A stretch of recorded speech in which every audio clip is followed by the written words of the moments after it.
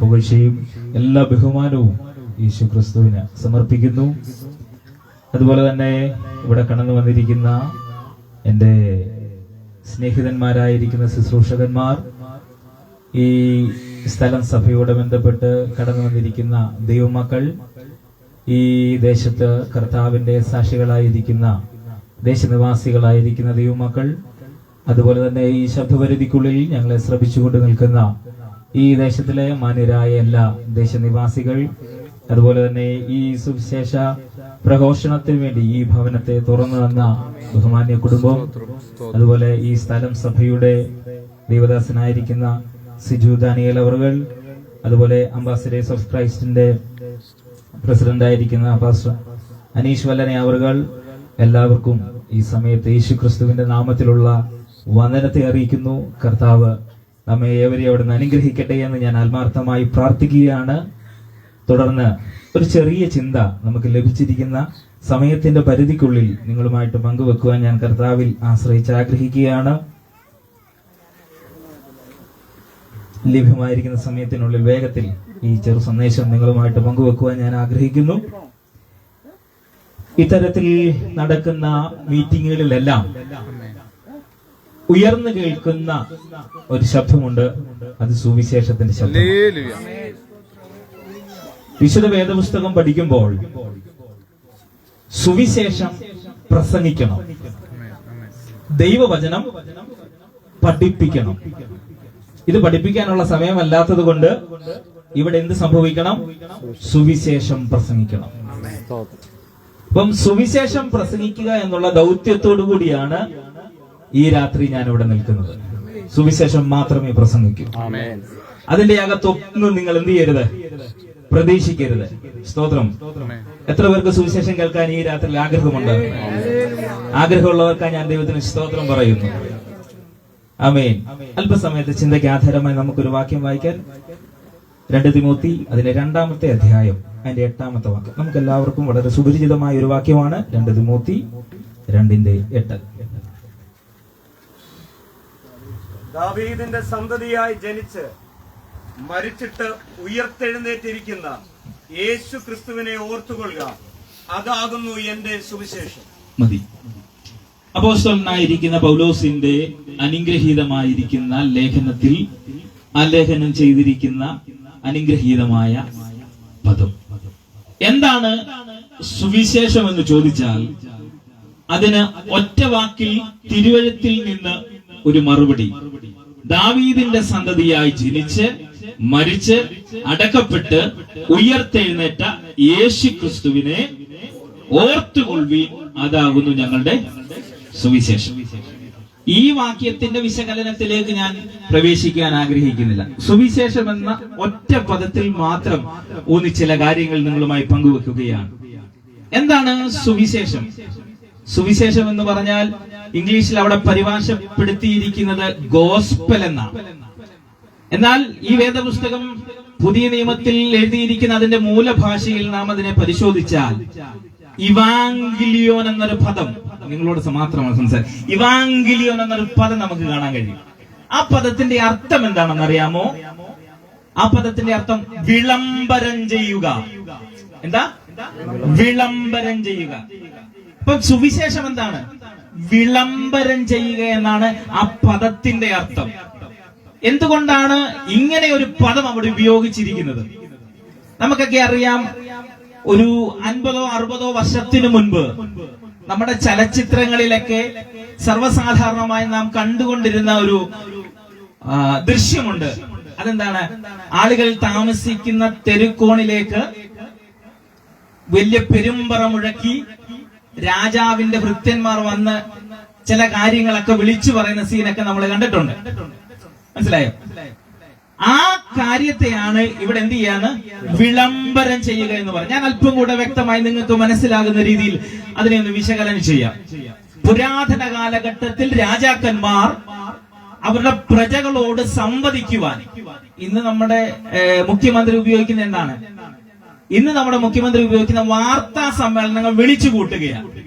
പക്ഷെ അന്ന് അങ്ങനെ ഒരു നടപടിക്രമങ്ങൾ ഇല്ലാതിരുന്ന കാലഘട്ടത്തിൽ രാജാക്കന്മാരും അവരുടെ മന്ത്രിമാരും കൂടി തീരുമാനിക്കുന്ന കാര്യങ്ങളെ ജനങ്ങളോട് പങ്കുവെക്കേണ്ടതിന് എന്ത് ചെയ്യും? ഈ എഴുതപ്പെട്ട ഓലയും എടുത്തുകൊണ്ട് ജനങ്ങൾ കൂടിയിരിക്കുന്ന ഊരുകളിലേക്ക് ഇവർ വരും. ഇവരോടൊപ്പം എന്തുണ്ട്? വലിയൊരു പെരുമ്പറയും കൊണ്ട്, ചെണ്ടയും കൊണ്ട് വരുന്ന ഒരു മനുഷ്യനെയും കൂടെ കാണാം. ആ മനുഷ്യൻ തന്റെ കയ്യിലിരിക്കുന്ന ചെണ്ട എന്ത് ചെയ്യും? ആഞ്ഞടിക്കും. ആഞ്ഞടിക്കുമ്പോ ഈ ശബ്ദം കേട്ടുകൊണ്ട് ഊരുകളിൽ താമസിക്കുന്ന മനുഷ്യർ എന്താണെന്ന് അറിയാൻ വരുമ്പോ അവിടെ നിന്നുകൊണ്ട് ഈ രാജാവ് പാസാക്കിയ ആ നിയമത്തെ എടുത്തു വെച്ച് അവരോട് വായിച്ചു കേൾപ്പിക്കുന്ന സംഭവത്തിനെ ആ പറയുന്ന വിളംബരം ചെയ്യുക. സ്തോത്രം. അങ്ങനെയെങ്കിൽ ഇന്ന് രാത്രിയിൽ ഇതിന്റെ അകത്തിരിക്കുന്ന ദൈവമക്കളോട് ഞാൻ ആത്മാവിൽ ചോദിക്കട്ടെ, യേശു ക്രിസ്തുവിന്റെ അല്ല, രാജാതിരാജാവും കർത്താതി കർത്താവും സകല ദേവന്മാർക്കും മീതെ രാജാവായിരിക്കുന്ന ദൈവത്തിന്റെ സുവിശേഷത്തെ വിളംബരം ചെയ്യുവാൻ ഈ ദേശത്തിന്റെ അകത്ത് ആ സുവിശേഷത്തെ ഉയർത്തി കാണിക്കുവാൻ ഈ രാത്രിയിൽ നമ്മൾ ഇവിടെ കടന്നു വന്നിരിക്കുക. ഈ നിയോഗം ഇവിടെ ശുശ്രൂഷിക്കുന്ന ദൈവദാസന്മാരിൽ മാത്രം ഒതുങ്ങിയിരിക്കുന്നതൊന്നല്ല.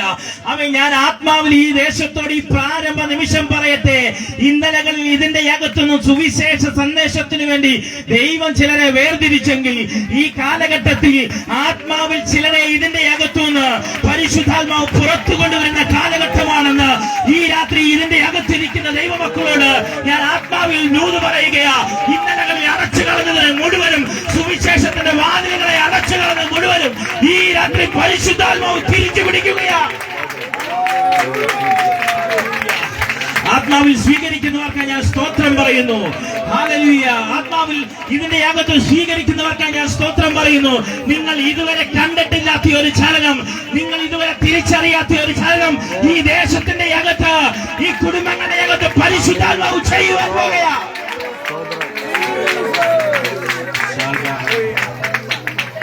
ആത്മാവിൽ സ്വീകരിച്ച് സ്തോത്രം. ഹല്ലേലൂയ. പൗലോസ് അപ്പോസ്തലൻ പറയുന്ന ഒരു പദമുണ്ട്. ആ പദം ഇങ്ങനെയാ: എനിക്ക് ലജ്ജയില്ല. എന്തിനെ കുറിച്ച്? സുവിശേഷത്തെ കുറിച്ച്. ഈ പൗലോസ് അപ്പോസ്തലന്റെ കാര്യം പഠിച്ചു കഴിഞ്ഞാൽ നമുക്ക് മനസ്സിലാകുന്ന ഒരു കാര്യമുണ്ട്. പുള്ളിക്കാരൻ യഥാർത്ഥത്തിൽ ന്യായപ്രമാണം അതിന്റെ ശരിയായ രീതിയിൽ പഠിച്ച മനുഷ്യൻ, അതിൽ അഭിമാനം കൊണ്ടിരുന്ന മനുഷ്യൻ, സുവിശേഷത്തെ അതിന്റെ പ്രാരംഭ ദിശയിൽ എന്ത് ചെയ്തു? മുടിച്ചു കളയുവാൻ ഇറങ്ങി പുറപ്പെട്ട മനുഷ്യൻ പറയുക, ഈ സുവിശേഷം പറയുന്നതിൽ എനിക്ക് അഭിമാനമുണ്ടെന്ന്. ആമേൻ. ഇതിന്റെ അകത്തിരിക്കുന്ന ദൈവദാസന്മാരോട് പറയട്ടെ, ടെലിക്കോണിൽ നിന്നുകൊണ്ട് ഈ കറുത്ത വൈൻഡിട്ട പുസ്തകം ഉയർത്തിപ്പിടിച്ചുകൊണ്ട് യേശു ക്രിസ്തുവിനെ സുവിശേഷിക്കാൻ നിങ്ങളാരും മടിക്കരുത്. കാരണം എന്താണെന്നറിയാമോ? ഈ സന്ദേശം രാജാവിന്റെ സന്ദേശമാ. ഞാൻ വിളംബരം ചെയ്യുന്ന ദൂതിന്റെ പിൻപിൽ ദൈവത്തിന്റെ തിരുഹൃദയത്തിനകത്തിൽ മറഞ്ഞു കിടന്ന ഒരു ആശയമുണ്ട്. ആ സുവിശേഷം.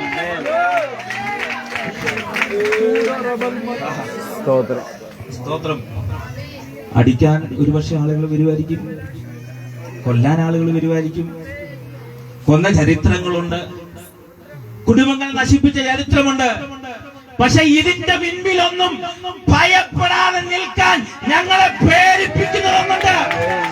അതെന്താണെന്നറിയാമോ? ഇത് രാജാവിന്റെ സുവിശേഷമാണ്. ഓ ഹല്ലേലൂയ. ഇത് രാജാവിന്റെ സുവിശേഷമാണ്. ഇത് ഞങ്ങൾ ആരുടെ മുഖത്ത് നോക്കിയും പറയും, ഏത് മനുഷ്യനോടും പറയും, അവിടെ ആത്മാവിന്റെ വീണ്ടെടുപ്പ് ഇതിന്റെ അകത്തുണ്ട്. ഹല്ലേലൂയ. സ്തോത്രം. ഞാന് ഇവിടുത്തെ ദൈവദാസനോട് ആത്മാവിൽ ഒരു ദൂത് പറയും. ഇതിന്റെ അകത്ത് ചിലരെ കൂടെ ദൈവാത്മാവ് തരും. ഈ രാത്രി വിശ്വസിക്കാൻ കഴിയുമോ? ഈ രാത്രി വിശ്വസിക്കാൻ കഴിയുമോ? അവൻ ഒരിക്കലും അവൻ ചിന്തിക്കാത്ത ചിലരെ പരിശുദ്ധാത്മാവ് ഈ രാത്രി ഇതിന്റെ അകത്തുനിന്ന് ഇറക്കിക്കൊണ്ടിരുകയാ. ഹല്ലേലൂയ.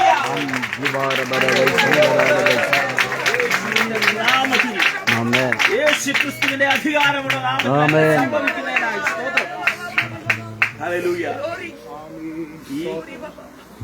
ഈ ദേശത്ത് ഈ മീറ്റിംഗ് വെച്ച് ചെറുതല്ല. നിങ്ങളാരും വിചാരിക്കരുത് ഇത് പലതവണ മാറ്റി വെച്ചതാ. ഇതിന്റെ പിൻപിൽ ആരൊക്കെ തടസ്സം നിന്നാലും ഹല്ലേലൂയ, ഈ ദിവസത്തിന്റെ പ്രാരംഭ നിമിഷം മുതൽ പല വിഷയത്തിന്റെ അകത്ത് ഞങ്ങൾക്ക് തടസ്സം വന്നു. പക്ഷെ ഒരു കാര്യം ഉറപ്പായി, ഈ രാത്രിയിൽ ഈ സുവിശേഷം ഈ ദേശത്തെ പിടിച്ചു കെട്ടുവാൻ പോവുകയാ. ആമേൻ. തടസ്സം നിൽക്കുന്ന ആത്മമണ്ഡലത്തിലെ സകല പോരുകളും ഇതിന്റെ അകത്ത് തിരിഞ്ഞു വീഴുകയാ. സുവിശേഷത്തിന്റെ ശക്തി ഈ ദേശത്തോടൊന്ന് വ്യാപരിക്കുക, കുടുംബങ്ങളുടെ അന്തരീക്ഷങ്ങളെ മാറ്റുകയാ.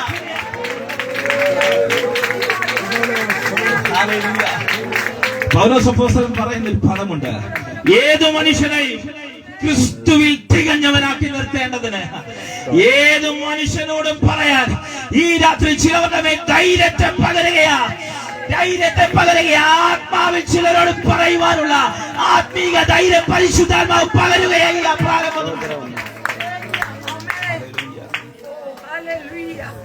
അതുകൊണ്ട് സുവിശേഷം പറയാൻ നിങ്ങൾക്ക് ആർക്കും എന്തുണ്ടാകരുത്? ലജ്ജയുണ്ടാകരുത്, മടിയുണ്ടാകരുത്.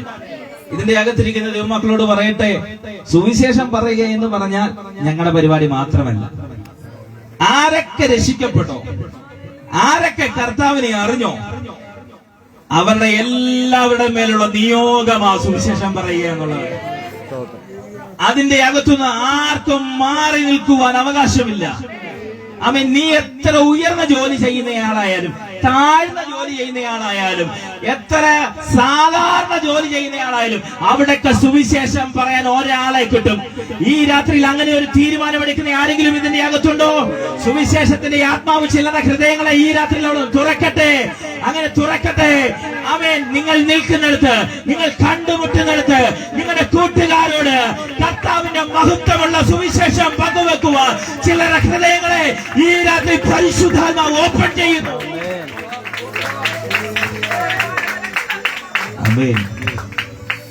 പൗലോസ് അപ്പോസ്തലൻ പറയുന്ന ഒരു പദം കൂടെ പറഞ്ഞിട്ട് ഞാൻ ഇതിന്റെ ആശയത്തിലേക്ക് പ്രവേശിക്കാനായിട്ട് ആഗ്രഹിക്കാം. സുവിശേഷം അറിയിച്ചില്ലെങ്കിൽ എനിക്ക് അയ്യോ കഷ്ടം. സ്തോത്രം. എത്ര പേർ ആ നിയോഗം തിരിച്ചറിയുന്നുണ്ട്? പാസ്റ്റർ പ്രസംഗിക്കുമെന്നുള്ള ചിന്ത നമ്മുടെ ഹൃദയത്തിന്റെ അകത്തുനിന്ന് മാറട്ടെ. ഞാൻ പറയാൻ പോവുകയാണ് എന്നുള്ള തീരുമാനം ഇതിന്റെ അകത്തിരിക്കുന്ന എത്ര പേർ ഈ രാത്രിയിൽ എടുക്കും? ഹല്ലേലൂയ, സ്തോത്രം. നിങ്ങളുടെ ഭാഷ, നിങ്ങളുടെ വിദ്യാഭ്യാസം, നിങ്ങളുടെ സൗന്ദര്യം ഇതൊന്നും ദൈവത്തിന് പ്രശ്നമല്ലെന്നേ. ഈ സുവിശേഷം കർത്താവ് തന്നതാ. ഇതും കൊണ്ട് നീ നിന്നാൽ ഇതിന്റെ പിന്നിൽ ചലിക്കുന്ന ദൈവിക സന്ദേശത്തിന് ശക്തിയുണ്ട്.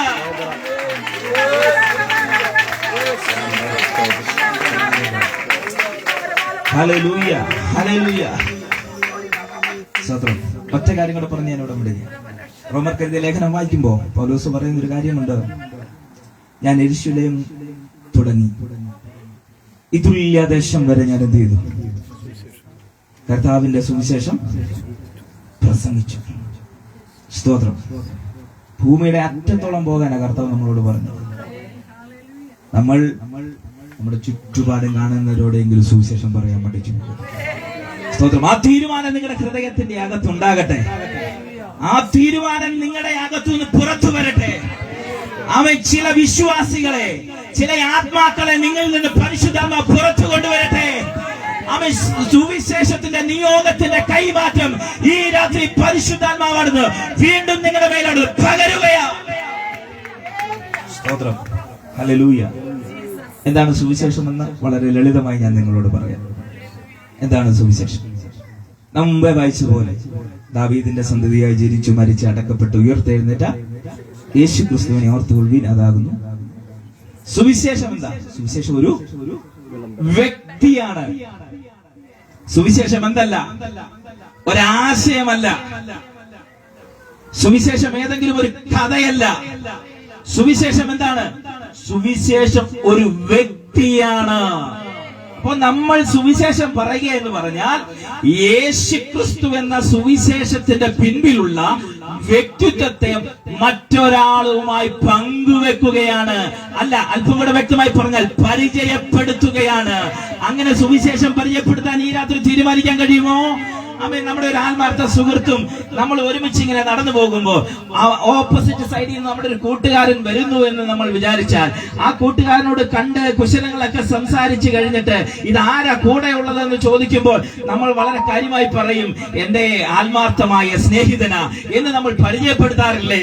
നമ്മോടൊപ്പം നടക്കുന്ന ആ യേശുക്രിസ്തുവിനെ ആരോടെങ്കിലും ആത്മാർത്ഥ സുഹൃത്തുക്കളോട് നമ്മൾ പരിചയപ്പെടുത്തിയിട്ടുണ്ടോ?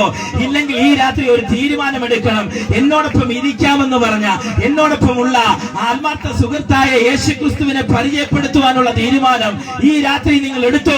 നിങ്ങളുടെ ജീവിതത്തെയും ചരിത്രത്തെയും കുടുംബത്തെയും ആ സുവിശേഷം അല്ല, നമ്മുടെ ആത്മാർത്ഥ സുഹൃത്തായ ക്രിസ്തു മാറ്റും. സ്തോത്രം. അപ്പം എന്താണ് സുവിശേഷം? എന്താണ് സുവിശേഷം എന്ന് ചോദിച്ചാൽ അതിനൊറ്റ വാക്കിൽ ഒരു കാര്യം പറയാം. ദൈവത്തിന്റെ തിരുഹൃദയത്തിന്റെ അകത്ത് സകല മാനവകുലത്തെയും സൃഷ്ടിക്കുന്നതിന് മുൻപ് ഉരുവായി വന്ന പദ്ധതിയാണ് സുവിശേഷം. റോമർക്ക് എഴുതിയ ലേഖനം ഒന്ന് വായിക്കാം. റോമർക്ക് എഴുതിയ ലേഖനം അതിന്റെ 1-ാമത്തെ അധ്യായത്തിന്റെ 1-2 വാക്യങ്ങൾ. ദൈവം തന്റെ പുത്രനും നമ്മുടെ കർത്താവുമായ യേശു ക്രിസ്തുവിനെ കുറിച്ച് വിശുദ്ധ രേഖകളിൽ തന്റെ പ്രവാചകന്മാർ മുഖാന്തരം മുൻകൂട്ടി വാഗ്ദത്തം ചെയ്ത സുവിശേഷത്തിനായി വേർതിരിച്ച് വിളിക്കപ്പെട്ട അപ്പോസ്തലനും യേശു ക്രിസ്തുവിന്റെ ദാസനുമായ പൗലോസ് റോമയിൽ ദൈവത്തിന് പ്രിയരും വിളിക്കപ്പെട്ട വിശുദ്ധന്മാരുമായ എല്ലാവർക്കും എഴുതുന്നത്. മതി. സ്തോത്രം. അവിടെ എഴുതിയിരിക്കുന്നത് ഇങ്ങനെയാണ്: ദൈവം തന്റെ പുത്രനും നമ്മുടെ കർത്താവുമായ യേശു ക്രിസ്തുവിനെ കുറിച്ചുള്ള സുവിശേഷം. വിശുദ്ധരെ ഈ മലയാളം ട്രാൻസ്ലേഷനത്തിൽ അല്പം വശമുണ്ട്. അവിടെ ഇംഗ്ലീഷിൽ വായിച്ചു വരുമ്പോ അവിടെ എന്താ എഴുതിയിരിക്കുന്നത് അറിയാമോ? ഗോസ്പൽ ഓഫ് ഗോഡ് എന്നൊരു കാര്യം കാണാൻ കഴിയും. ദൈവത്തിന്റെ സുവിശേഷം. അപ്പൊ സുവിശേഷത്തിന്റെ ആരംഭം ആരാണ്? ദൈവമാണ്. അപ്പൊ ദൈവത്തിന്റെ തിരുഹൃദയത്തിന്റെ അകത്താണ് സുവിശേഷം എന്ന ദൈവ പദ്ധതി ആദ്യമായി ഉണ്ടായി വന്നത്. സുവിശേഷത്തിന്റെ ആരംഭം ദൈവത്തിലാണ്. ഈ കാര്യം നമ്മൾ തിരിച്ചറിയണം. അങ്ങനെ ആവുമ്പോഴാണ് നമ്മുടെ ദൂതിന് എന്ത് ചെയ്യുന്ന ആക്കം കൂടുന്നത്. സുവിശേഷം ആരുടെ സുവിശേഷം? രാജാതിരാജാവിന്റെ തിരുഹൃദയത്തിന്റെ അകത്ത് വന്ന ആശയമാണ് സുവിശേഷം. അത് വിളിച്ചു പറയാനാ ഈ രാത്രി ഞാൻ നിങ്ങളെ ബലപ്പെടുത്തുന്നത്. ആമേൻ. അവിടെ എഴുതിയിരിക്കുന്നത് ദൈവത്തിന്റെ തിരുഹൃദയത്തിന്റെ അകത്ത് രൂപം കൊണ്ട സുവിശേഷം. സ്തോത്രം. എന്താ? മനുഷ്യൻ പാപികളാണോ എന്നും ആ പാപത്തിന്റെ പരിഹാരം നടത്തണമെന്നുമുള്ള ദൈവത്തിന്റെ പദ്ധതി. മനുഷ്യൻ പാപികളാണോ? സ്തോത്രം. ഇത് ഒരു 80കളിലെയും 90കളിലെയും ഒക്കെ ആളുകൾ പറയുന്നതാണ്. എന്ത്? മനുഷ്യൻ പാപികളാണ്. എന്നാൽ 20 കിഡ്സ് പറയുന്നത് അങ്ങനല്ല. നവനാസ്തിക വിഭാഗം പറയുന്നത് എന്താണെന്ന് അറിയാമോ? മനുഷ്യൻ പാപികളല്ല. മനുഷ്യൻ എന്തില്ല? കുറ്റബോധത്തിന്റെ ആവശ്യമില്ല. അല്പം കൂടെ വ്യക്തമായി പറഞ്ഞാൽ, പാപം ചെയ്താൽ അല്ലെ തെറ്റ് ചെയ്താൽ അത് തെറ്റാണ് എന്ന് ചിന്തിക്കാനുള്ള ബോധം അവനിൽ നിന്ന് നഷ്ടപ്പെടുത്തി കളയുന്ന അനുഭവം. അവര് പറയുന്നത് എന്താണ്? മനുഷ്യൻ പാപികളല്ല. മനുഷ്യന് പാപം ചെയ്യാൻ എന്ത് ചെയ്യത്തില്ല? കഴിയത്തില്ല. മനുഷ്യൻ ഈ പ്രവർത്തിക്കുന്നത് മുഴുവൻ എന്താണ്? അവന്റെ ഇഷ്ടമുള്ളതാണ്. അങ്ങനെയെങ്കിൽ ഈ ശബ്ദപരിധിക്കുള്ളിൽ എന്നെ കേൾക്കുന്ന സഹോദരങ്ങളോട് ഞാനൊരു കാര്യം ചോദിക്കട്ടെ. മനുഷ്യൻ പാപികളല്ലേ? മനുഷ്യൻ പാപികളാണെന്നുള്ളതിന്റെ തെളിവെന്താ? അത് നമ്മൾ കേൾക്കാതിരിക്കാൻ പറ്റുമോ? ഇപ്പം മനുഷ്യൻ പാപികളാണെന്നുള്ളതിന്റെ തെളിവ് വിശുദ്ധ വേദപുസ്തകം തുറന്നു വായിക്കേണ്ട ആവശ്യമില്ല. നാം കേൾക്കുന്ന, നാം കാണുന്ന, നാം മനസ്സിലാക്കുന്ന, നമ്മോട് ആരെങ്കിലുമൊക്കെ പറയുന്ന ദിനം പ്രതിയുള്ള വാർത്തകൾ നാം പരിശോധിച്ചു നോക്കിയാൽ, ആ വാർത്തകൾ മാത്രം പരിധി നോക്കിയാൽ നമുക്കൊരു കാര്യം കേൾക്കാൻ കഴിയും: മനുഷ്യൻ പാപികളാണെന്ന്. സഹോദരം, എന്ന് പറഞ്ഞ 2011 ഒരു 23 വയസ്സുള്ള ഒരു പെൺപൈതൽ തന്റെ ജീവിതത്തിലെ ഏറ്റവും വലിയ സ്വപ്നമാണെന്ന് വിവാഹമെന്നുള്ളത്. ആ സ്വപ്നവും പേറിക്കൊണ്ട് താൻ എന്ത് ചെയ്യാണ്? എറണാകുളത്ത് നിന്ന് പാലക്കാട്ടേക്ക് യാത്ര ചെയ്യുക. അങ്ങനെ പാലക്കാട്ടേക്ക് യാത്ര ചെയ്യുന്ന വഴിയിൽ ട്രെയിനിൽ യാത്ര ചെയ്തുകൊണ്ടിരുന്നപ്പോ ഒറ്റക്കയ്യനായ ഒരു മനുഷ്യൻ ആ യൗവനക്കാരി എന്ത് ചെയ്തു? പിച്ച് ചീന്തി ട്രെയിനിൽ നിന്ന് തള്ളിയിട്ട് കൊന്നുകളഞ്ഞു. നമുക്ക് എല്ലാവർക്കും അറിയാം. ഈ അടുത്തിടെ ആ മനുഷ്യൻ ജയിലിൽ നിന്ന് എന്ത് ചെയ്തു? അപ്പോഴേ നമ്മൾ ആ കാര്യം പിന്നെ എന്ത് ചെയ്തേ? ഓർത്തത്. ഇത് കേട്ടതിൽ ഒരു ചെറിയ വിഭാഗമെങ്കിലും പറഞ്ഞില്ലേ, ഈ മനുഷ്യൻ എന്ത് നിഷ്ഠൂരനായ മനുഷ്യനാ, ഈ മനുഷ്യനെ കൊണ്ട് ഇങ്ങനെയുള്ള പ്രവൃത്തി ചെയ്യിപ്പിച്ചത് ആരാ? നമ്മൾ ആരെങ്കിലും ഹൃദയത്തിൽ അത് ചിന്തിച്ചില്ലേ? അതുപോലെ നമ്മുടെ നാട്ടിൽ നടന്ന ഒരു സംഭവമുണ്ട്. ഓരോ പെൺപൈതലിനെയും നമ്മൾ വിവാഹം കഴിച്ചു മറ്റൊരു ഭവനത്തിലേക്ക് അയക്കുമ്പോ നമ്മുടെ എല്ലാ ഹൃദയത്തിന്റെ അകത്തെ ചിന്ത എന്താ? അവിടെ പോയി സന്തോഷത്തോടെ സമാധാനത്തോടെ പുതിയൊരു കുടുംബം കെട്ടിപ്പടുത്തണമെന്നുള്ള ചിന്തയോടുകൂടിയാ നമ്മൾ എന്ത് ചെയ്യുന്നത്? പറഞ്ഞയക്കുന്നത്. താൻ കൊടുത്ത വിവാഹത്തിന് കൊടുത്ത പൈസ കുറഞ്ഞു പോയെന്നും പറഞ്ഞ് തന്റെ ജീവിത പങ്കാളിയെ വിഷപ്പാമ്പ് കൊണ്ട് കൊത്തിച്ചു കൊന്ന സംഭവം നമ്മുടെ കേരളത്തിലല്ല നടന്നേ. അതുപോലെ തന്നെ താൻ നൊന്ത് പ്രസവിച്ച മകനെ സ്നേഹിച്ച കാമുകനോടൊപ്പം പോകേണ്ടതിനു വേണ്ടി കടൽഭിത്തിയിൽ എറിഞ്ഞു കൊന്ന മാതാവ് ജീവിച്ച സ്ഥലമല്ലേ കേരളം? ഇന്നലെ ഞാനിങ്ങനെ ഒരു പുസ്തകം വായിച്ചുകൊണ്ടിരുന്നപ്പോ അതിന്റെ അകത്ത് എഴുതിയിരിക്കുന്ന ഒരു കാര്യമുണ്ട്. 10 വയസ്സിന് താഴോട്ടുള്ള പല പെൺകുഞ്ഞുങ്ങളും ഗാർഹികമായ പീഡനത്തിന് അടിമപ്പെടുന്നു. സ്വന്തം മകളെ തിരിച്ചറിയാൻ കഴിയാതെ, സ്വന്തം മാതാപിതാക്കളെ തിരിച്ചറിയാൻ കഴിയാതെ, മദ്യത്തിനും മയക്കുമരുന്നിനും ലഹരികൾക്കും അടിമപ്പെട്ടുകൊണ്ട് മനുഷ്യൻ മുൻപോട്ട് പോകുമ്പോ ആ മനുഷ്യനെ കൊണ്ട് ഇത്ര നിഷ്ഠൂരമായ പ്രവൃത്തി ചെയ്യിപ്പിച്ചത് എന്താണെന്ന് നിങ്ങൾ ആരെങ്കിലും ചിന്തിച്ചിട്ടുണ്ടോ? നിങ്ങൾ ചിന്തിച്ചിട്ടില്ലെങ്കിൽ ഈ രാത്രി ഞാൻ നിങ്ങളോട് പറയട്ടെ, നമ്മുടെ മാതാപിതാക്കൾ നമ്മെ വളർത്തിയത് കൊണ്ടല്ല, അവരുടെ വളർത്തു ദോഷം കൊണ്ടുമല്ല, അവരുടെ ജീവിത സാഹചര്യത്തിന്റെ അകത്ത് നിന്നുകൊണ്ട് അവർക്ക് ലഭ്യമായിരിക്കുന്ന എല്ലാ സാധ്യതകളും ഉപയോഗിച്ച് നമ്മുടെ മാതാപിതാക്കൾ നമ്മെ വളർത്തിയില്ലേ? ഈ ദേശത്തോട് ഞാൻ ചോദിക്കട്ടെ, നന്നായി വളർത്തിയിട്ടും അവരുടെ ജീവിതത്തിന് ആവശ്യമായതൊക്കെ നമ്മൾ നൽകിക്കൊടുത്തിട്ടും എന്തുകൊണ്ട് മനുഷ്യൻ പലതിന്റെയും അടിമയായി പോയി? നമ്മൾ ഗൗരവമായി ചിന്തിക്കണം കേട്ടോ. എന്താണെന്നറിയാമോ? ഞാനും നിങ്ങളും വളർത്തിയത് കൊടുത്തത് കൂടാതെ വേറൊരു കാര്യം കൂടെ അനുഭവിച്ചുകൊണ്ടാ അവർ വളർന്നേ. അവരറിയാതെ പിശാച് മനുഷ്യരാശിയിലേക്ക് എന്നേക്കുമായിട്ട് പാപമെന്ന വിത്തും കൂടെ അവരുടെ അകത്തുണ്ടായിരുന്നു. ഞാനും നിങ്ങൾ തിരിച്ചറിയണം, ദേശനിവാസികളെ നിങ്ങൾ തിരിച്ചറിയണം. എന്തുകൊണ്ടാണ് പാപമുണ്ടെന്ന് ഞങ്ങൾ പ്രസംഗിക്കുന്നതെന്നറിയാമോ? നിങ്ങൾക്കെല്ലാം പറയുന്നതിന്റെ അപ്പുറത്ത് പാപത്തിന്റെ വിഷമുള്ളായിരിക്കുന്ന ഈ സംഗതി എല്ലാ മനുഷ്യനിലും ഉണ്ടെന്ന് ഈ തിരുവെഴുത്ത് ഞങ്ങളോട് പറയുന്നു. സ്തോത്രം. മനുഷ്യൻ എപ്പോഴാ അപകടകാരിയാകുന്നറിയാമോ? പാപത്തിന് അടിമപ്പെട്ട് ജീവിക്കുമ്പോഴാണ്. മദ്യപിക്കുന്നതിനും മയക്കുമരുന്ന് ഉപയോഗിക്കുന്നതിന് അപ്പുറത്ത് മനുഷ്യൻ അപകടകാരിയാകുന്നത് എപ്പോഴാണെന്നറിയുമോ? മനുഷ്യനിൽ പാപം അതിന്റെ സ്വരൂപത്തോടെ വെളിപ്പെട്ടു വരുമ്പോഴാ. സ്വതന്ത്രം. നമ്മളിൽ തിരിച്ചറിയണം, പാപമോചനം സംഭവിച്ചാൽ മനുഷ്യനിൽ നിന്ന് പുറത്തേക്ക് വരുന്ന സകല അശുദ്ധികൾക്കും പരിഹാരമുണ്ട്. ഈ ശബ്ദത്തിന്റെ പരിധിക്കുള്ളിൽ നിൽക്കുന്ന ദേശത്തോട് ഞാൻ വിളിച്ചു പറയട്ടെ, പാപമോചനം സംഭവിച്ചാൽ സകല ദുർമാർഗത്തിന്റെ അകത്തു നിന്നും വിമോചനമുണ്ട്. അതാ ഞങ്ങൾ പ്രസംഗിക്കുന്നത്. സ്തോത്രം. അടിക്കാൻ വരുമ്പോഴും തൊഴിക്കാൻ വരുമ്പോഴും ചീത്ത വിളിക്കുമ്പോഴും മാറി നിൽക്കണ എന്ന് പറയുമ്പോഴും ഞങ്ങൾ പോകാത്തതിന്റെ കാരണം ഇതിന്റെ അകത്ത് പാപത്തെ മോചിക്കുന്ന ഒരു ശക്തി വ്യാപരിക്കുന്നുണ്ട്.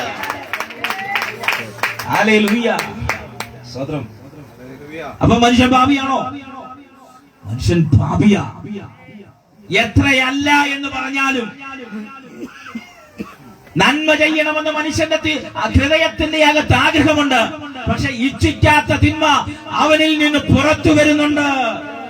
ഇതിനൊരു പരിഹാരമുണ്ടോ എന്ന് ചോദിച്ചാൽ ഇതിനൊരു പരിഹാരമാണ് ഈ കറുത്ത വേദപുസ്തകം, വൈകിട്ട വേദപുസ്തകം പറയുന്നത്.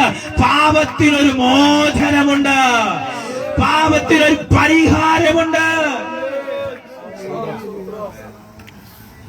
ഞാൻ മുമ്പേ പറഞ്ഞതുപോലെ പല അഡിക്ഷൻസും പല അടിമത്തങ്ങളും എന്തുമൂലമാണ്? പാപം മൂലമാണ്. ആ പാപത്തിന് പരിഹാരം ലഭിച്ചാൽ ഈ അടിമത്തത്തിനകത്ത് നമുക്ക് എന്തോ ലഭിക്കും? വിമോചനം ലഭിക്കും. അതുകൊണ്ട് റോമാലേഖനം 3-ാമത്തെ അധ്യായം അതിന്റെ 26-ാമത്തെ വാക്യം പറയുന്ന ഒരു കാര്യമുണ്ട്. എല്ലാ മനുഷ്യരും ഒരുപോലെ പാപം ചെയ്തു ദൈവ തേജസ് നഷ്ടപ്പെടുത്തി. സഹോദരങ്ങളെ, ഞാൻ നിങ്ങളോട് പറയാം, ഇതിന്റെ അകത്തിരിക്കുന്ന ഞങ്ങളാരും പാപം ചെയ്യാത്തവരല്ലായിരുന്നു. ഈ പാപത്തിന് പരിഹാരം വരുത്തിയത് കൊണ്ട് ഈ രാത്രി ഇതിന്റെ അകത്ത് ഞങ്ങൾ വന്നിരിക്കുന്നത് സൗമ്യതയോടെ, സാവധാനതയോടെ. സാധാരണ മനുഷ്യനേക്കാൾ സൗമ്യനായി ഞങ്ങൾ ഇതിന്റെ അകത്തൂടെ നടക്കുന്നതിന്റെ കാരണം ഞങ്ങൾക്ക് പാപമോചനം സംഭവിച്ചത് കൊണ്ടാണ്. അതുകൊണ്ടാണ് ഞങ്ങൾ ഈ സുവിശേഷം നിങ്ങളോട് എന്ത് ചെയ്യുന്നേ? വിളിച്ചു പറയുന്നത്. അപ്പം പാപമോചനം എങ്ങനെ സാധ്യമാകും?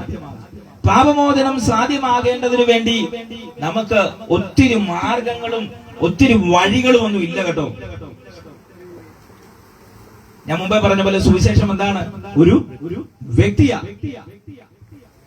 പാപത്തിന്റെ പരിഹാരം ഒരു വ്യക്തിയിലുണ്ട്. പാപത്തിൽ നിന്ന് ഒരു മനുഷ്യനെ മോചിപ്പിച്ചെടുക്കാൻ ഒത്തിരി കാര്യങ്ങളൊന്നുമില്ല. ഒറ്റ വ്യക്തിയേ ഉള്ളൂ. ഒറ്റ വ്യക്തി. ആ വ്യക്തിയെ കുറിച്ച് പറഞ്ഞിട്ടേ ഞങ്ങൾ ഇന്ന് പോകത്തുള്ളൂ. സ്തോത്രം. ആ വ്യക്തിയെ കുറിച്ചാണ് ഞങ്ങൾക്ക് എന്ത് ചെയ്യേണ്ടെന്ന് അറിയാമോ? പറയണ്ടേ. പാപിയായിരിക്കുന്ന ഒരു മനുഷ്യൻ പാപത്തിൽ കിടക്കുന്ന മറ്റൊരു മനുഷ്യനെ രക്ഷിക്കാൻ കഴിയുമോ? ഇല്ല. രണ്ടുപേരും ഒരുമിച്ച് ചെളിയിൽ വീണു. ഈ ചെളിയിൽ വീണ രണ്ടുപേരും മറ്റൊരാളെ രക്ഷിക്കാൻ കഴിയുമോ എന്ന് ചോദിച്ചാൽ ഒരിക്കലും എന്ത് ചെയ്യത്തില്ല, കഴിയത്തില്ലെന്നാ സത്യം. അങ്ങനെയെങ്കിൽ പാപിയായിരിക്കുന്ന മനുഷ്യന് പാപത്തിന് പരിഹാരം വരുത്തുവാൻ കഴിയുകയില്ല എന്ന് ഞാനും നിങ്ങളും തിരിച്ചറിയണം.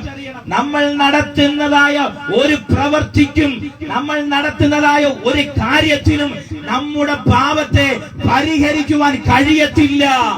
ആ പാപത്തെ പരിഹരിക്കാൻ കഴിയണമെങ്കിൽ പാപമില്ലാത്ത ഒരുവൻ പാപിയായിരിക്കുന്ന എന്നെ പാപത്തിന്റെ അകത്തുനിന്ന് വിമോചനത്തിലേക്ക് നയിക്കണം. ആ പാപത്തിന്റെ അകത്തുനിന്ന് മുക്തി നൽകണം. അതുകൊണ്ട് ഞാൻ നിങ്ങളോട് പറയട്ടെ, അങ്ങനെ കഴിയുന്ന ഒരു മനുഷ്യനുണ്ട്. ആ മനുഷ്യന്റെ പേരാണ് സാക്ഷാൽ യേശു ക്രിസ്തു. ആമേൻ. വിശുദ്ധ വേദപുസ്തകം പഠിക്കുമ്പോ അവിടെ ഇങ്ങനെ ഒരു കാര്യം കാണാൻ കഴിയും. പാപം ചെയ്ത ദേഹി എന്ത് ചെയ്യും? മരിക്കും. പാപം ചെയ്ത ദേഹി മരിക്കും. ഇതെന്താണെന്നറിയാമോ? ദൈവത്തിന്റെ തീരുമാനമാണ്. അല്പം കൂടെ വ്യക്തമായി പറഞ്ഞാൽ, ന്യായാധിപതിയായിരിക്കുന്ന, നീതിയോടെ സകലത്തെയും ന്യായം വിധിക്കുന്ന ദൈവത്തിന്റെ തീരുമാനമാണ്. ഞാൻ നിങ്ങളോട് പറയട്ടെ, ഈ ശബ്ദപരിധിക്കുള്ളിൽ എന്നെ കേൾക്കുന്ന ദേശനിവാസികളോട് ഞാൻ പറയട്ടെ, പാപത്തിൽ നിന്ന് പരിഹാരം ലഭിച്ചില്ലെങ്കിൽ സഹോദര, നിങ്ങളുടെ ആത്മാവിനൊരു നിത്യദണ്ഡനമുണ്ട്. സ്തോത്രം. ആ നിത്യദണ്ഡനത്തിന്റെ അകത്തു നിന്ന് വിമോചനത്തിനു വേണ്ടിയ ഈ പ്രസംഗം ഈ രാത്രി ഞങ്ങൾ ഇവിടെ നടത്തുന്നത്. സ്തോത്രം. വിമോചനമുണ്ട്. പാപത്തിൽ നിന്ന് വിമോചനം പ്രാപിച്ചേ പറ്റൂ. അത് പ്രസംഗിച്ചു തുടങ്ങുന്ന യേശു പറയുന്ന ഒരു പദമുണ്ട്. എന്താണ്? ഇപ്പോഴാകുന്നു സുപ്രസാദകാലം. ഇപ്പോഴാകുന്നു രക്ഷാ ദിവസം. എന്ത്? ഒന്നും കൊടുക്കാതെ, ഒന്നും അങ്ങോട്ട് വാങ്ങാതെ, ദാനമായി സൗജന്യമായി പാപമോചനം എന്ന നിത്യരക്ഷ എനിക്ക് നിങ്ങൾക്ക് സൗജന്യമായി കിട്ടുന്ന വർഷം. ഹല്ലേലൂയ. ഒന്നും കൊടുക്കണ്ട. ആ പാപമോചനം നമുക്ക് എന്ത് ചെയ്യുമെന്നറിയാമോ? സൗജന്യമായി ലഭിക്കും. അങ്ങനെ മനുഷ്യൻ പാപത്തിൽ നിന്ന് മോചനം പ്രാപിക്കുന്നതിന് വേണ്ടി മനുഷ്യന് കഴിയാതിരിക്കുമ്പോൾ ദൈവം പറയുകയാണ്, ന്യായാധിപതിയായ ദൈവം മനുഷ്യകുലത്തോട് പറയാ, പാപം ചെയ്ത ദേഹി നീ എന്ത് ചെയ്യണം? മരിക്കണം. ഇതെന്റെ നിയമമാ. പക്ഷേ ദൈവം പറയുന്ന ഒരു കാര്യമുണ്ട്, നിങ്ങൾ പാപികളാണെങ്കിലും പാപിയെ ഞാൻ എന്ത് ചെയ്യുന്നില്ലെന്നറിയാമോ? സ്നേഹിക്കുന്നു, തള്ളിക്കളയുന്നില്ല. പാപത്തെ പക്ഷെ ഞാൻ എന്ത് ചെയ്യുന്നു? ആമേൻ, വെറുക്കുന്നു. പാപിയെ സ്നേഹിച്ച് പാപത്തെ വെറുക്കുന്ന ഒരു ദൈവം നിങ്ങളെ സ്നേഹിക്കുന്നുണ്ട്. പാപിയാണ് എന്ന് വിചാരിച്ച്, തെറ്റുകാരനാണെന്ന് വിചാരിച്ച് ആരും എന്നെ നോക്കുന്നില്ല, എന്നെ സ്നേഹിക്കുന്നില്ലെന്ന് നിങ്ങൾ ആരും കാണരുത്. സർവശക്തനായ ദൈവത്തിന്റെ കണ്ണിന് മുൻപിൽ നിങ്ങൾ വിലയേറിയതും മാന്യതയും ശ്രേഷ്ഠതയുമുള്ളവരാ. അതുകൊണ്ടാണ് യേശു നിങ്ങൾക്ക് വേണ്ടി മരിച്ചത്. റോമാലേഖനം 5-ാം അധ്യായം പറയുന്ന ഒരു കാര്യമുണ്ട്, നല്ലവന് വേണ്ടി ആരെങ്കിലും ഒക്കെ മരിക്കും, പക്ഷെ പാപിക്ക് വേണ്ടി ആരും മരിക്കത്തില്ല. കൂട്ടുകാരന് വേണ്ടി ജീവൻ കൊടുക്കുന്നതിനേക്കാൾ വലിയ സ്നേഹമില്ല. അങ്ങനെയെങ്കിൽ നിങ്ങളെ ഏറ്റവും കൂടുതൽ സ്നേഹിച്ച ഒരാളുണ്ട്, അത് ഈ യേശു ക്രിസ്തുവാ. ഹല്ലേലൂയ. മാതാപിതാക്കൾ നിങ്ങളെ സ്നേഹിച്ചില്ലെങ്കിലും, സഹോദരങ്ങൾ നിങ്ങളെ സ്നേഹിച്ചില്ലെങ്കിലും, നിങ്ങൾ ആത്മാർത്ഥമായ സ്നേഹിച്ച നിങ്ങളുടെ സ്തോത്രം സഹോദരങ്ങൾ നിങ്ങളെ വിട്ടുപോയാലും, ഒരു കാര്യം ഞാൻ നിങ്ങളോട് പറയട്ടെ, അവരാരുമല്ല നിങ്ങളെ സ്നേഹിച്ചത്. നിങ്ങളെ ഏറ്റവും കൂടുതൽ സ്നേഹിച്ചത്, നിങ്ങളെ കൊണ്ട് ഒരു ഗുണവുമില്ലെന്ന് അറിഞ്ഞിട്ടും, പാപിയാണെന്ന് അറിഞ്ഞിട്ടും നിങ്ങളെ ഏറ്റവും കൂടുതൽ സ്നേഹിച്ച ഒരു ദൈവമുണ്ട്. ആ ദൈവം പറയാ, ഞാൻ നിങ്ങളെ സ്നേഹിച്ചിരിക്കുന്നു.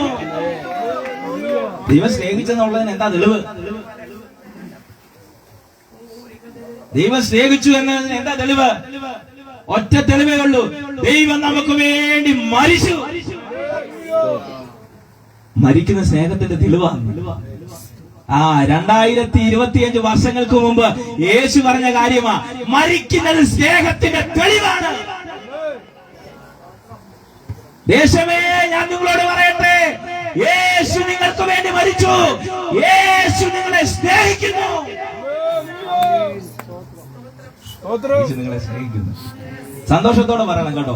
ആരെങ്കിലും ഒക്കെ കണ്ടുമുട്ടുമ്പോ അവരോട് സന്തോഷത്തോടെ പറയണം, യേശു നിങ്ങളെ സ്നേഹിക്കുന്നു. വെറുതെ എന്ന് പറഞ്ഞു അമ്മ 10 പ്രാവശ്യം അവരോട് പറയുമ്പോ അവരിൽ ഒരു മാറ്റം വെളിപ്പെടും. സ്തോത്രം. യേശു നിങ്ങളെ എന്ത് ചെയ്യുന്നു? സ്നേഹിക്കുന്നു. തെളിവ്, യേശു നിങ്ങൾക്ക് വേണ്ടി മരിച്ചു. സ്തോത്രം. ഞാനതിനെ ഇങ്ങനെ പറയാം, അതിന്റെ ഒരു ദൈവശാസ്ത്രപരമായ വീക്ഷണത്തിൽ ഞാൻ ആ വിഷയത്തെ ഇങ്ങനെ പറയാം. ദൈവത്തിന്റെ ഒരു കോടതി, അത് നിങ്ങൾക്ക് മനസ്സിലാകാൻ വേണ്ടി, ദൈവത്തിന്റെ ഒരു കോടതി. ഈ കോടതിക്കകത്ത് ജിനുമെന്ന് പറയുന്ന വ്യക്തിയെ കയറ്റി നിർത്തിയിട്ട് ദൈവം എന്ത് ചെയ്തു? സൂക്ഷ്മമായി എന്നെ പരിശോധിച്ചു നോക്കിയപ്പോൾ ഞാൻ ആകത്തുക പാപിയാ. ന്യായാധിപതിയായ നീതിയോടെ ന്യായം വിധിക്കുന്ന ദൈവം പറഞ്ഞു, ഇവൻ എന്ത് ചെയ്യണം? മരണത്തിന് യോഗ്യനായിരിക്കുന്ന എന്നെ മരിക്കാൻ കൽപ്പിച്ച ദൈവം തന്നെ പറയാ, അവനെ മരിക്കാൻ വിടാൻ പറ്റത്തില്ല. ഞാൻ എന്റെ ആത്മാവിനെ അവന്റെ അകത്ത് കൊടുത്തിട്ടുണ്ട്, എന്റെ അംശം അവന്റെ അകത്തുണ്ട്. അതുകൊണ്ട് എന്നെ അവന് മരിക്കാൻ വിടാൻ പറ്റത്തില്ല. പിന്നെ എന്തോ പറ്റണം? ഞാൻ അവനെ സ്നേഹിക്കുന്നു എന്ന് അവനെ തെളിയിച്ചു തരണം. സ്തോത്രം. ഹല്ലേലൂയ. നീതി നിവർത്തിക്കുന്നതിന് വേണ്ടി എനിക്ക് പകരക്കാരനായി സ്വർഗത്തിന് ഈ താളഭൂമിയിലേക്ക് ഇറങ്ങി വന്ന ദൈവം പറയുന്നു, ഞാൻ നിങ്ങളെ സ്നേഹിക്കുന്നു. പകരക്കാരൻ എന്ന പദം, ആ പദത്തെ ഒത്തിരി പഠിക്കണം കേട്ടോ. ഞാൻ മരിക്കേണ്ട സ്ഥാനത്ത്, ഇതിന്റെ അകത്തിരിക്കുന്ന നിങ്ങൾ മരിക്കേണ്ട സ്ഥാനത്ത്, ഈ ശബ്ദപരിധിക്കുള്ളിൽ എന്നെ ശ്രമിക്കുന്ന ദേശത്തിലെ നിവാസികളെ, നിങ്ങൾ മരിക്കേണ്ട സ്ഥാനത്ത് നിങ്ങൾക്ക് വേണ്ടി ഒരുവൻ മരിച്ചു. നിങ്ങളെ മരണത്തിലേക്ക് വിടാതെ നിങ്ങൾക്ക് പകരക്കാരനായ ഒരുവൻ മരിച്ചു.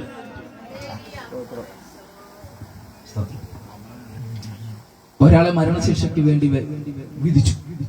അങ്ങനെ മരണശിക്ഷയ്ക്ക് വേണ്ടി വിധിക്കപ്പെട്ട മനുഷ്യൻ അവിടെ ചെന്ന് കഴിഞ്ഞപ്പോൾ ജഡ്ജി പറയുക, നീ മരിക്കണ്ട, നിനക്ക് പകരം ഞാൻ മരിച്ചോളാം. കേട്ടോ, ഇതാ ഭാഗ്യം, ഇതാ സ്നേഹം. ഈ നീതി നടപ്പാക്കേണ്ടതിന് വേണ്ടി ദൈവം എന്ത് ചെയ്തെന്നറിയാമോ? തന്റെ മഹത്വത്തെ മുഴുവൻ അഴിച്ചു വെച്ചു. ആ വാക്യം വായിക്കാമോ? ഫിലിപ്പിയർക്ക് എഴുതിയ ലേഖനം 2-ാമത്തെ അധ്യായം 6-ാമത്തെ വാക്യം. അവിടെ 4 കാര്യങ്ങൾ പറയുന്നുണ്ട്. അത് വേഗത്തിൽ ഞാൻ നിങ്ങളോട് പറഞ്ഞു ഞാൻ അങ്ങനെ ഈ വിഷയങ്ങൾ അവസാനിപ്പിക്കാം. എനിക്ക് ലഭ്യമായിരിക്കുന്ന സമയം വേഗത്തിൽ പോയിക്കൊണ്ടിരിക്കുകയാണ്. ഒന്ന് വായിക്കാമോ?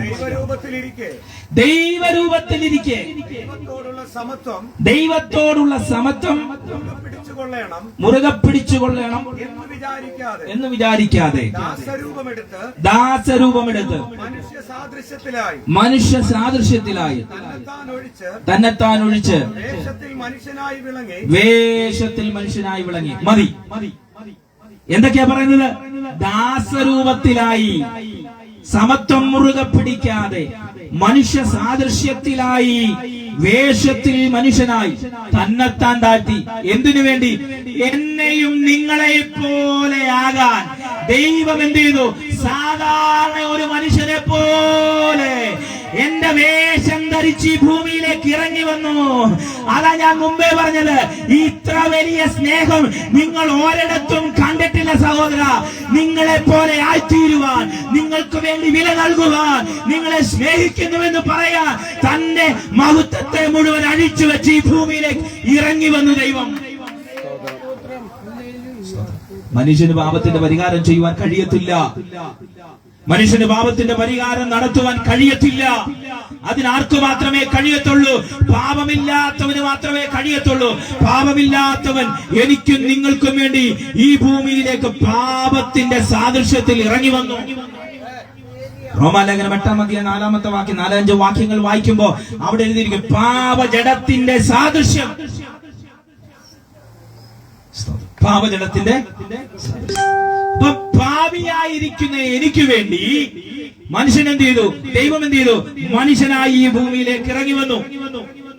മനുഷ്യനായി ഇറങ്ങി വന്നത് എവിടെയാണ്? ലോകത്തിന്റെ കേന്ദ്ര സ്ഥലമെന്നറിയപ്പെടുന്ന യെരുശലേമിൽ ആരായിട്ട്? മറിയയുടെ മകനായി യേശു ഈ ഭൂമിയിലേക്ക് അവതരിച്ചു.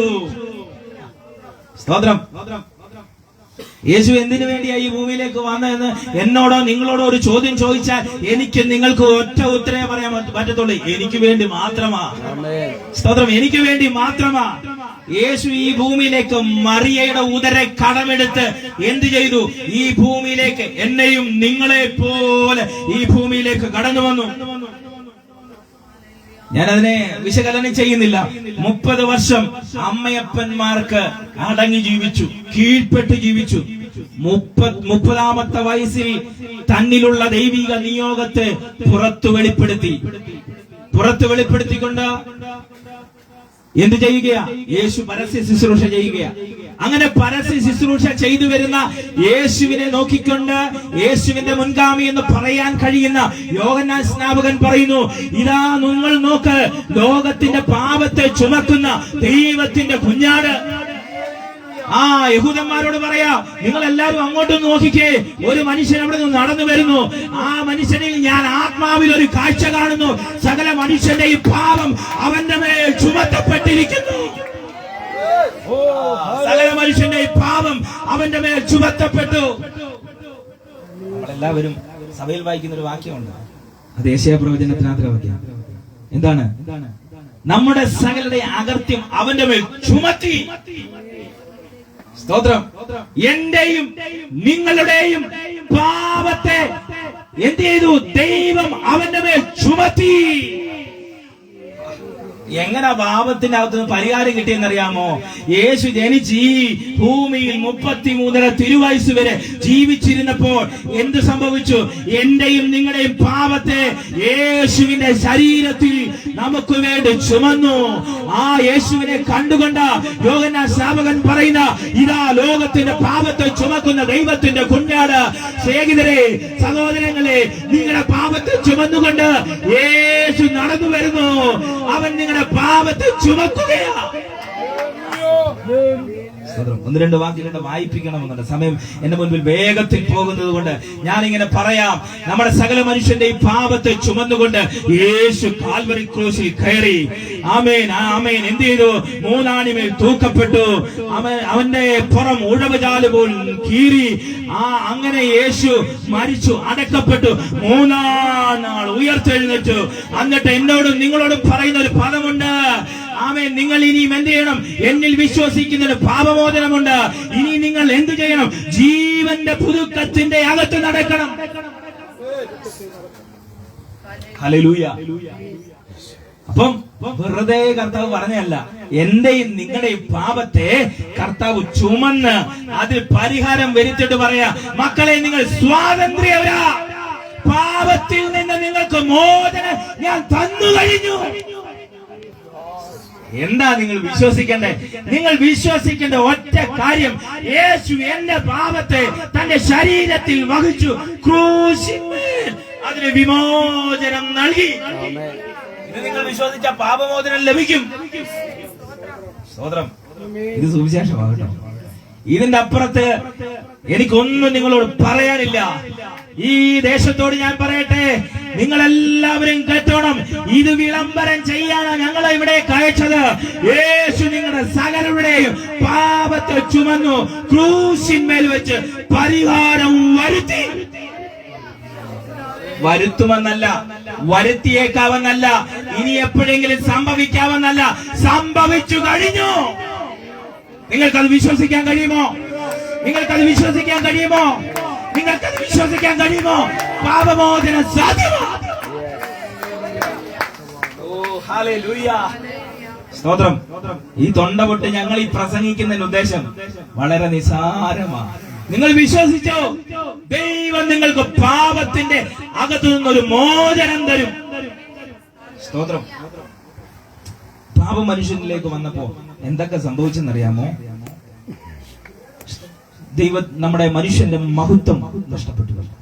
ദൈവത്തോടുള്ള ബന്ധം നഷ്ടപ്പെട്ടു പോയി. മനുഷ്യൻ നിത്യത നഷ്ടപ്പെട്ടു പോയി. ദൈവത്തിന്റെ അവകാശത്തിന്റെ അകത്തൊന്നും നഷ്ടപ്പെട്ടു പോയി. ദൈവത്തിന്റെ രാജ്യത്തിന്റെ അകത്തൊന്നും നഷ്ടപ്പെട്ടു പോയി. ഇങ്ങനെല്ലാം നഷ്ടപ്പെട്ടു പോയിടത്തുനിന്ന് ദൈവം നിങ്ങളെ ഒറ്റ വിശ്വാസത്താൽ മടക്കിക്കൊണ്ടുവരികയാ. ദൈവത്തിന്റെ സകല അനുഗ്രഹത്തിന്റെ അകത്തേക്ക് മടക്കിക്കൊണ്ടുവരികയാ. സുവിശേഷം പറയുന്നവരുടെ കാൽ എത്ര, എന്തുകൊണ്ടാണെന്നറിയാമോ? ഇതുപോലൊരു സന്ദേശം ഈ ഉലകത്തിലില്ല. സ്വതം സുവിശേഷം ഈ തോളിൽ വെച്ചോണ്ടൊരു കുടുംബത്തിന്റെ പടി കയറിയ ആ കുടുംബം പിടിക്കപ്പെടും. ആ കുടുംബത്തിന്റെ അകത്തെ സകല കെട്ടോയും പിശാചിന്റെ സകല പിടുത്തവും അതിന്റെ അകത്തൊന്നും മാറും. നിങ്ങളുടെ പ്രത്യേകതയല്ല, ഈ സുവിശേഷത്തിന്റെ പ്രത്യേകതയാണ്. ഇത് ചെയ്യാൻ ഈ രാത്രിയിൽ എത്ര പേർ ദൈവസന്നിധിയിൽ സമർപ്പിക്കും? ഹല്ലേലൂയ. ഞാൻ എന്റെ സന്ദേശം 1-2 മിനിറ്റുകൾ കൂടെ പറഞ്ഞുകൊണ്ട് ഞാൻ ഇവിടെ നിർത്തുകയാണ്. ഇത് ചെയ്യാൻ നിങ്ങൾ എന്ത് ചെയ്യണം? തയ്യാറാണ്. അപ്പോ യേശു എന്ത് ചെയ്തിരിക്കുന്നു എന്നറിയാമോ? നമുക്ക് പാപത്തിന്റെ പരിഹാരം നൽകി. നമുക്ക് എന്ത് ചെയ്തു? സ്വാതന്ത്ര്യം നൽകിയിരിക്കുകയാണ്. ക്രിസ്തുവിലൂടെ നമുക്ക് എന്ത് നൽകി? പാപമോചനം നൽകപ്പെട്ടിരിക്കുകയാണ്. അങ്ങനെ പാപമോചനം നൽകപ്പെട്ടിരിക്കുന്ന യേശു പറഞ്ഞു, നിങ്ങൾ ഇനി എന്ത് ചെയ്യണമെന്നറിയാമോ? നിങ്ങൾ എന്നിൽ വിശ്വസിച്ച നിങ്ങളെല്ലാവരും കൂടെ 120 പേർ കൂടിയിരിക്കണം.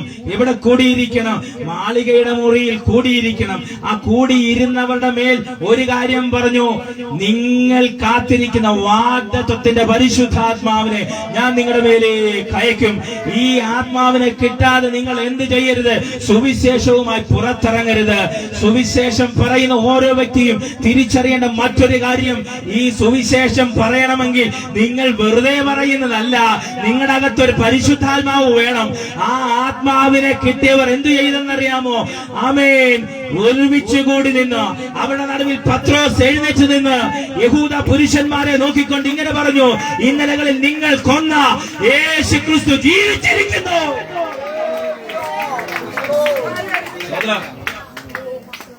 50 ദിവസത്തിന് മുമ്പ് നിങ്ങൾ കൊന്ന യേശു ജീവിച്ചിരിക്കുന്നു. എന്ത് കാരണം? ഒന്നെനിക്ക് പാപമോചനം സംഭവിച്ചു, രണ്ട് എന്നോട് പറഞ്ഞതുപോലെ പരിശുദ്ധാത്മാവിനെ ലഭിച്ചു. അങ്ങനെ രൂപം കൊണ്ട ഒന്നാണ് എന്ത്? ദൈവത്തിന്റെ സഭ. അങ്ങനെ രൂപം കൊണ്ടത് ദൈവസഭ. ഈ ദൈവസഭയുടെ പ്രാരംഭ നിമിഷത്തിൽ, അതിന്റെ 1-ാം നൂറ്റാണ്ടിൽ എന്ന് പറയാം, എന്ത് ചെയ്തെന്നറിയാമോ? അന്ന് യെരുശലേമിനെ ഭരിച്ചുകൊണ്ടിരുന്നത് റോമൻ ചക്രവർത്തിമാരാണ്. ഈ റോമൻ ചക്രവർത്തിമാർ എന്ത് ചെയ്തെന്നറിയാമോ? നമ്മുടെ കുഞ്ഞു പിള്ളേരുടെ കയ്യിലൊക്കെ കുപ്പി കിട്ടിയാൽ അവർ കുപ്പി വലിച്ചെറിയത്തില്ലേ?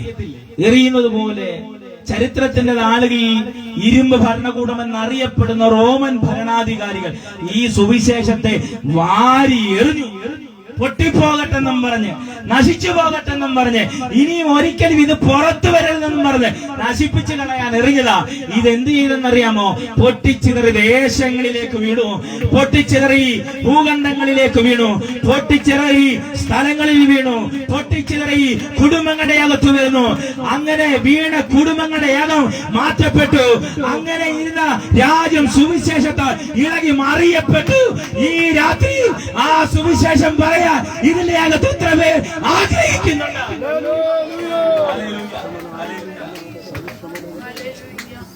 റോമൻ ഭരണാധികാരികൾ വിചാരിച്ചു ഇവിടെ കൊണ്ട് സുവിശേഷം അവസാനിച്ചു. ഈ കുപ്പിച്ചിലിന് ഒരു പ്രത്യേകത ഉണ്ട്. എന്താണെന്നറിയാമോ? ഇത് എറിഞ്ഞ് പൊട്ടിക്കഴിഞ്ഞാൽ അന്നേരം കാണത്തില്ല. എപ്പോഴാ കാണുന്നത്? വെട്ടം വീഴുമ്പോ, വെട്ടം അതിന്റെ അകത്തേക്ക് അടിക്കുമ്പോ അത് തെളിയും എന്ന് പറഞ്ഞതുപോലെ ചിതറിപ്പോയവർ അവർ ഓരോ സ്ഥലത്തും ഓരോ സഭയങ്ങ് തുടങ്ങി. ആമേ, ചിതറിക്കാൻ ശ്രമിച്ചവർ ഇന്ന് ചരിത്രത്തിൽ ഇല്ലെങ്കിൽ ഈ 7 ഭൂഖണ്ഡങ്ങളുടെ അകത്തും ഇന്നും ആമേ സംസാരിച്ചു കൊണ്ടിരിക്കുന്ന ഒരു ശബ്ദമുണ്ടെങ്കിൽ അത് ഞങ്ങൾ ഈ പ്രസംഗിക്കുന്ന സുവിശേഷത്തിന്റെ ശബ്ദമാണ്. ഹല്ലേലൂയ. അതുകൊണ്ട് തകർക്കാൻ ശ്രമിച്ചവർ ചരിത്രത്തിന്റെ നാളുകളിൽ മറഞ്ഞുപോയി. നശിപ്പിക്കാൻ ശ്രമിച്ചവർ ഇന്ന് ഭൂമണ്ഡലത്തിന്റെ അകത്തില്ല. ആമേൻ. ആരൊക്കെ നശിപ്പിച്ചോ അതിന്റെ അകത്തുനിന്ന് പുത്തൻ പുതിയ വിത്തുകൾ പുറത്തു കൊണ്ടുവരാൻ ഈ സുവിശേഷത്തിന് കഴിയും. ഈ രാത്രിയിൽ ഇതിന്റെ അകത്തിരിക്കുന്ന ദൈവമക്കളെ, നിങ്ങൾ അടുത്ത ജനറേഷനെ ജനിപ്പിക്കുന്ന ഒരു വിത്തായി മാറുവാൻ, ഈ സുവിശേഷം ചുമക്കുന്ന ഒരു വിത്തായി മാറുവാൻ ഹല്ലേലൂയ. എത്ര പേർ തീരുമാനിക്കും? എത്ര പേർ തീരുമാനിക്കും? ഹല്ലേലൂയ. സ്തോത്രം. പരിശുദ്ധാത്മാവിനോട് പറയുന്നു, ഈ രാത്രി ചിലവരുടെ മേൽ ഞാൻ പുതിയ സുവിശേഷത്തിന്റെ നിയോഗങ്ങളെ കൈമാറുവാൻ പോകുകയാ. അവൻ ചിലവരുടെ മേൽ ആത്മധൈര്യത്തെ ഞാൻ കൈമാറുവാൻ പോകുകയാ. നിങ്ങൾ പ്രാർത്ഥിക്കുമ്പോൾ രോഗികൾ സൗഖ്യമാകുവാൻ പോകുകയാ. നിങ്ങൾ പറയുമ്പോൾ പാപികൾ മാനസാന്തരപ്പെടുവാൻ പോകുകയാ. നമുക്കെല്ലാവർക്കും ദിവസം എഴുന്നേറ്റ് നിൽക്കാം. ഹല്ലേലൂയ. എന്താണ് സുവിശേഷം?